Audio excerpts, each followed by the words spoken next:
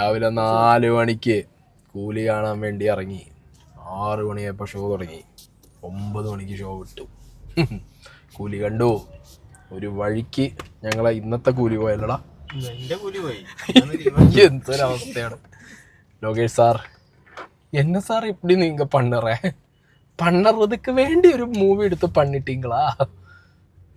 എനിക്ക് സത്യം പറയാലോ, ഒരു ഹൈ എനിക്ക് കിട്ടിയില്ല. എനിക്ക് കുറച്ചെങ്കിലും ഹൈ കിട്ടിയത് ഒരു സീനിലാണ്, ഒരു ഹോസ്റ്റൽ സീനിൽ. അതൊക്കെ ഞാൻ സമ്മതിച്ചു. അല്ലാത്തൊരു ഹൈ എനിക്ക് ഈ പടത്തിൽ കിട്ടിയില്ല. അനക്കോ പേരെതി കാട്ടുമ്പോൾ കൈയടിച്ചിട്ടുള്ളൂ, പിന്നെ ഞാൻ പടം കഴിഞ്ഞാൽ കൈയടിച്ചിട്ടുള്ളൂ. അതിനുള്ള ഒരു എനിക്ക് കിട്ടിയിട്ടില്ല. ജിത്തു ഭായ് എനി ഹൈ? എന്നെ സംബന്ധിച്ചിടത്തോളം ഞാൻ ഒരുപാട് പ്രതീക്ഷയും കാര്യങ്ങളൊന്നും വെക്കാതെ പടത്തിന് വന്നു. അതുകൊണ്ട് തന്നെ എനിക്ക് വളരെ മോശം തോന്നിയില്ല. എനിക്ക് ഓക്കെ തോന്നി പടം കണ്ടപ്പോൾ. പ്രഭേ ആ ഒരു ഹോസ്റ്റൽ ഒരു വൈറ്റ് സീന് അത്രേ ഉള്ളൂ. അതെ, സി ഈ പടം എക്സ്പെക്ടേഷൻ ഇപ്പൊ ജിത്തുഭായി പറഞ്ഞ പോലെ ഞാനും ഇന്നലെ വീഡിയോയിൽ പറഞ്ഞിട്ടുണ്ടായിരുന്നു. ഹൈ എക്സ്പെക്ടേഷൻ ഞാനും വെച്ചിട്ടുണ്ടായിരുന്നില്ല, അങ്ങനെ ഫോളോ അപ്പും ചെയ്തിട്ടുണ്ടായിരുന്നില്ല. എന്നാലും ലോകേഷ് കനകരാജ്, ദ നെയിം ലോകേഷ് കനകരാജ്, അയാളുടെ ഒരു പ്രതീക്ഷ ഉണ്ടായിരുന്നു. Same template, same picturisation, almost very predictable ആയിട്ടുള്ള ഒരു പ്ലോട്ട്. പിന്നെ രജനീകാന്തിൻ്റെ ഒരു സ്വാഗ് കാണാമെന്ന് വിചാരിച്ചിട്ടാണ് സത്യം പറഞ്ഞു കഴിഞ്ഞാൽ. കാരണം ഒരു തലൈവർ ഫാൻ എന്നുള്ളത് എനിക്ക് ആ സ്വാഗ് കാണണമല്ലോ കുറേ സീനില്. അത് നാഗാർജുന കൊണ്ടുപോയി. നാഗാർജുനയുടെ സ്റ്റൈല്, സ്വാഗ്, ക്ലാസ്. ഞാൻ സത്യം പറയാ സെക്കൻഡ് ഹാഫും ഫസ്റ്റ് ഹാഫിനും കൂടി കൂട്ടി വെച്ച് വായിച്ചപ്പോ this is a Nagarjuna show.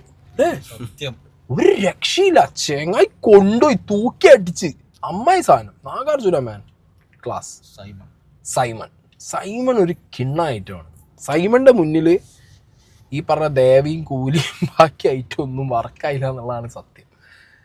ഈ രജനീകാന്തിനെ ഒളിപ്പിക്കാൻ വേണ്ടി ലോകേഷ് വെച്ച കുറേ ഫ്രെയിമുകളൊക്കെ എനിക്ക് ഭയങ്കര ഡിസപ്പോയിൻറ്റഡ് ആയിരുന്നു. കാരണം ഓപ്പോസിറ്റ് സൈഡിൽ നിൽക്കുന്ന ആളുടെ ഈ രജനീകാന്തിൻ്റെ സജഷനിൽ ഓപ്പോസിറ്റ് നിൽക്കുന്ന ആളെ കാണിക്കുക, ഇവിടുന്ന് ഡയലോഗ് വരുന്നത് രജനീകാന്തിൻ്റെ. അപ്പോൾ കുറേ സീനിൽ എനിക്ക് അറിയില്ല എന്തിനാണ് രജനീകാന്തിനെ ഒളിപ്പിച്ച് വെച്ചത്. അങ്ങനെ കുറേ സീനുകൾ എനിക്കൊരു സ്വാഗ് മാസം കിട്ടിയില്ല രജനീകാന്തിന്. ഈ തൊടറാ പാക്കല മാത്രമേ കിട്ടിയുള്ളൂ. അതുകൊണ്ട് തന്നെ ഒന്നും വർക്കാവാത്തൊരവസ്ഥയിലായിരുന്നു ഞാൻ തിയേറ്ററിൽ ഇരുന്നത്. അങ്ങനെ ഫ്രീസ് ആയ പോലെ. ഒരു മാസില്ല. ജയിലറിലൊക്കെ എന്താ പറയുക, കേറുകയാണ് ഇങ്ങനെ.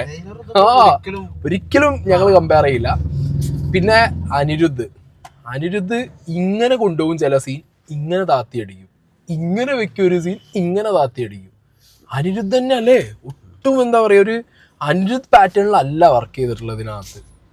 പിന്നെ ഫസ്റ്റ് ഹാഫ് മൊത്തം പാട്ട് കണ്ടിന്യൂസ്ലി. ഈ അനിരുദ്ധ് മ്യൂസിക്കൽ എന്നുള്ളത് ഇമ്പാക്റ്റ് കൊണ്ടുവരാനാണോന്ന് അറിയില്ല.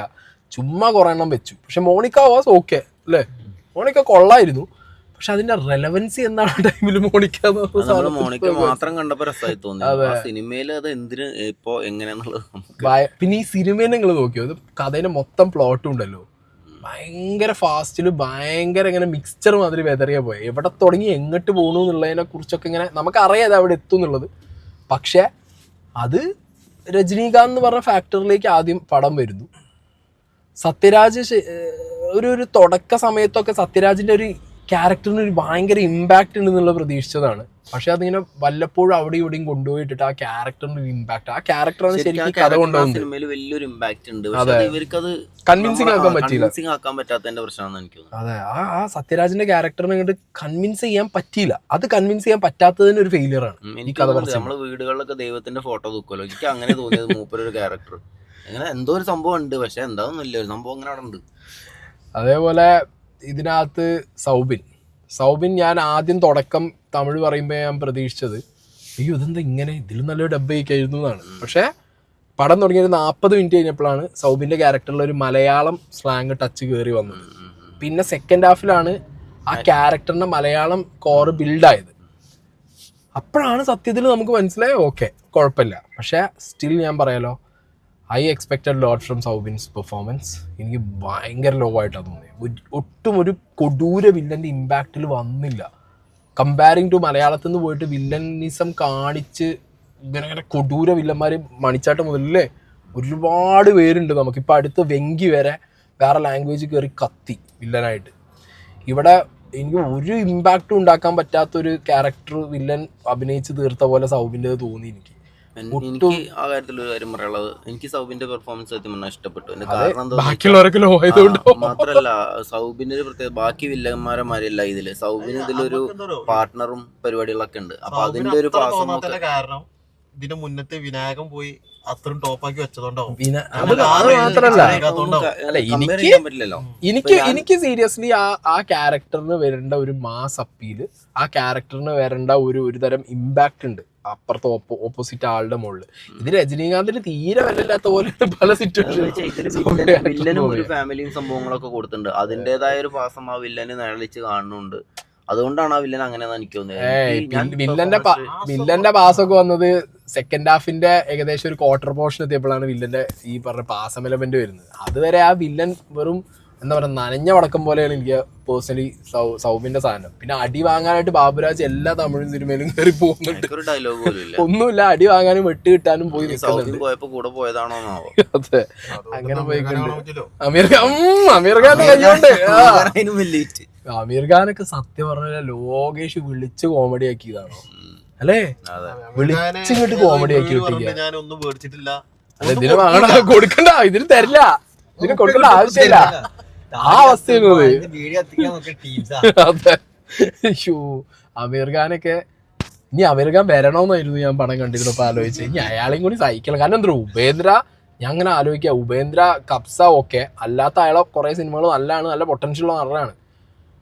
പക്ഷെ ഉപേന്ദ്രന്റെ ഒരു വരവും പിന്നെ കുറെ ഐറ്റം ഉണ്ട് മോനെ, എന്റെ പൊന്നെ, തൊട്ട് തലയിൽ വെക്കുന്നു, എന്തൊക്കെയോ ഉപേന്ദ്ര ചെയ്യണു. ഉപേന്ദ്രൻ അടിമയാ,